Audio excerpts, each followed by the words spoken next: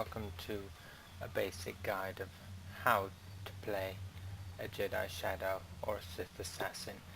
Most of the moves I'll be using are the Jedi Shadows, names of them. They're all pretty straightforward and easy to follow if you want to swap them around. You'll know what they are from what they do if you're actually playing on one of them.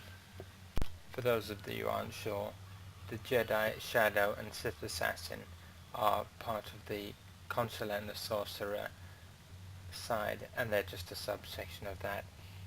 They can be either tanks or DPS, and this video will be about the tanking side of them, which is mainly looking at the kinetic combat tree, which is, as you can see, the defense spec. One of my main reasons for making this guide was I dinged just a couple of days ago, and I tried to find some helpful tips on how to gear up, where to go, what gear to get, what stats I should be looking for, etc.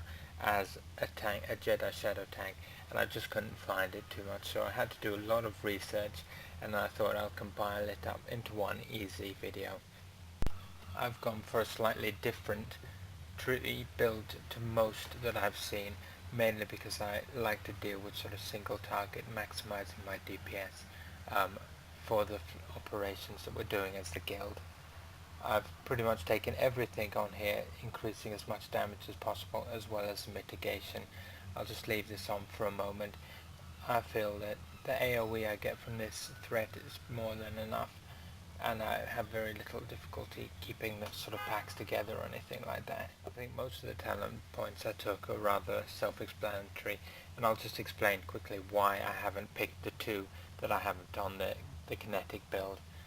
Firstly, it's the expertise. I think the 9% damage increase on the techniques on only 125 is rather insignificant and really doesn't help that much in terms of threat. And really, it's 3 talent points which I feel can be used better elsewhere.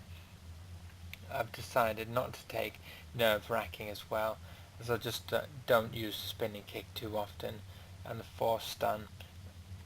The small damage increase again on there isn't really worth it because I don't use them too often, and again it would be a huge waste of 3 talent points. With being a tank, you've obviously got to make sure you focus all your stats on staying alive and not getting smashed in 1 or 2 hits. So as you can see, I've not got the best gear. I've only been 50 about 2 or 3 days. I've got a couple of the tier pieces, the Tony's Survivor stuff, and a few other bits and bobs that I've managed to get from some of the hard mode flashpoints. To start with, you get the very handy recruit gear, which is a very good place to start. As you can see, I've still got it in my bags here.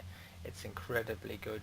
It just about gets you through some of the first missions, and you get that for free, so don't worry about as soon as you ding your gear, as you'll be alright to start with. What we'll do now is just quickly have a look at the main stats you want to be looking at, where you want them to eventually be, and sort of when to stop bothering about them.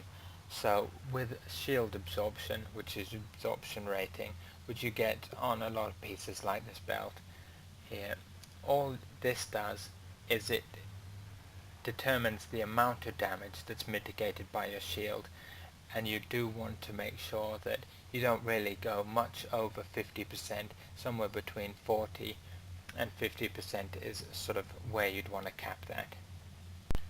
Your shield rating and your shield chance is how often your actual shield will pop up.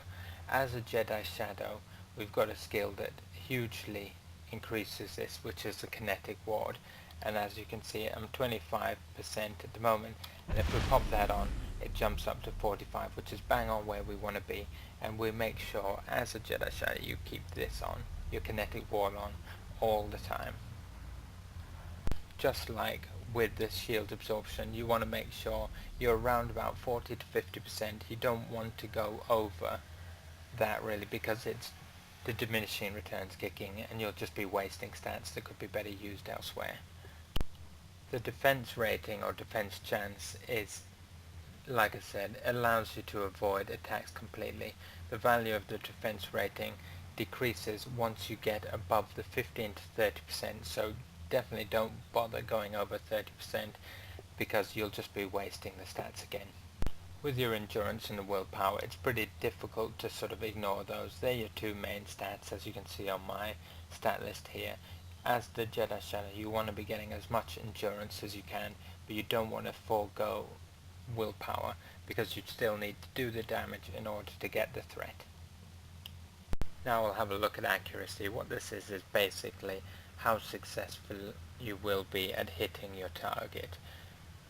What you have to bear in mind is bosses have a 10% extra boost in defense, which means that you're 10% less likely to hit them on whatever your basic stats are.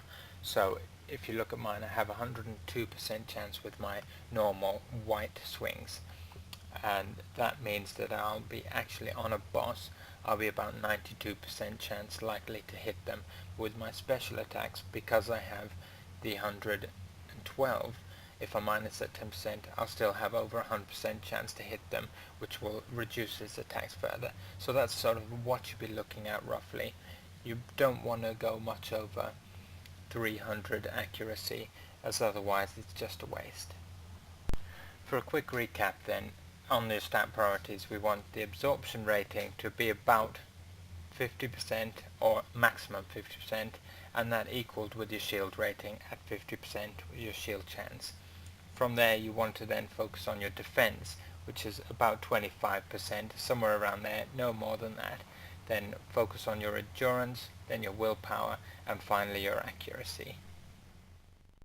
If you want to check out part 2 for the rotations and some gameplay, click on the link below. Thanks, bye!